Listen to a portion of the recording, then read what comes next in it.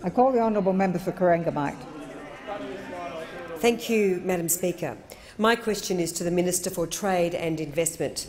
Will the Minister advise the House of steps the government is taking to enhance Australia's reputation as an investment destination, and is he aware of any threats to these efforts? I call the honourable Minister for Trade and Investment.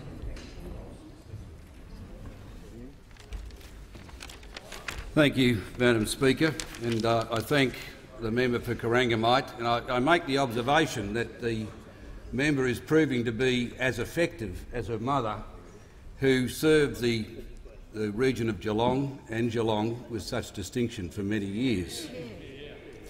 Madam Speaker, with regard to attracting critical foreign investment in Australia, the biggest challenge we've had has been to restore the gold standard reputation for low sovereign risk that was trashed by the actions of those opposite.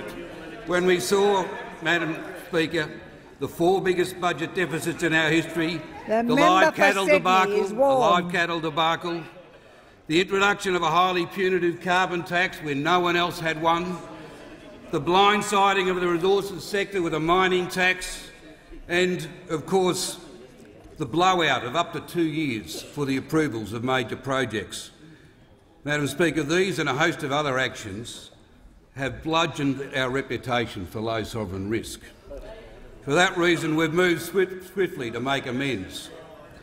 We've scrapped the carbon and mining taxes. We've laid down a program to live within our means. We've moved to create a one-stop shop for project approvals and implement a 6-monthly regulation repeal day. We've completed 2 free trade agreements with 2 of our biggest trading partners.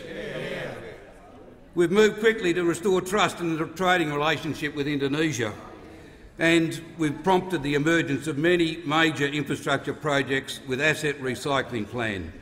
We've also had 42 investment roundtables in 16 countries around the world explaining our direction and program as a government. Yet, Madam Speaker, even from opposition we see that Labor can bludgeon our reputation for low sovereign risk. The Labor opposition in Victoria, led by a man who is a wholly owned subsidiary of the CFMEU, Dan Andrews, has announced that if elected at the forthcoming state election, just like this leader has announced he will reintroduce a carbon tax, Dan Andrews has announced he will tear up the contracts for Australia's biggest road building and tunnelling project, the East-West Link $16.5 billion project. Madam Speaker, such an action will reverberate around the investment world, causing immeasurable damage to our ability to attract critical infrastructure investment. Running a country or a state carries with it a great responsibility to avoid reckless action like promising a new carbon tax or scrapping an East-West link. The Victorian Labor opposition must urgently reverse this decision, as must the Leader of the Opposition in regards to the carbon tax.